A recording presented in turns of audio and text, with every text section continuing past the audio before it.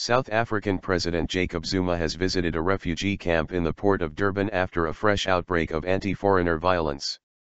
Mr. Zuma told those who had fled the violence that it went against South African values and he would bring it to an end. But he was jeered by some in the crowd who accused him of acting too slowly. At least 6 people have died in xenophobic attacks in Durban, with violence spreading to other areas. Migrants, mostly from other African states and Asia, have moved to South Africa in large numbers since white minority rule ended in 1994. Many South Africans accuse them of taking jobs in a country where the unemployment rate is 24%. Mugabe disgust. In a statement, Mr. Zuma said, "These attacks go against everything we believe in. The majority of South Africans love peace and good relations with their brothers and sisters in the continent." Then as he visited the refugee camp in the Chatsworth area of Durban, after cancelling a trip to Indonesia, Mr. Zuma said in a televised speech, "We are certainly going to stop the violence."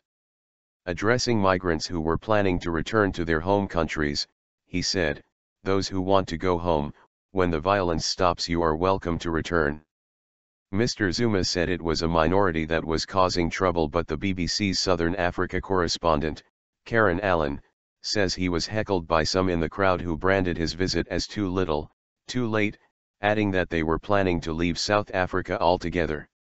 During the anti-immigration violence in the past fortnight, police have arrested 150 people for public order-related offenses. Several thousand foreigners have fled their homes to shelter in makeshift camps, and neighboring Zimbabwe, Malawi, and Mozambique have announced plans to evacuate citizens. On Saturday, Zimbabwean President Robert Mugabe, speaking as chair of both the Southern African Development Community and African Union, said, "I would want now to express our sense of shock, disgust, as we abhor the incidences which happened in Durban."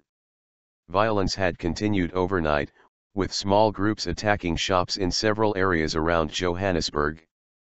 Police used rubber bullets to disperse looters in Alexandra, a township north of the city, with more than 30 people arrested. Zulu King Goodwill Zwelithini has been accused of fueling the attacks by saying that foreigners should go back to their countries. However, he says his comments were distorted.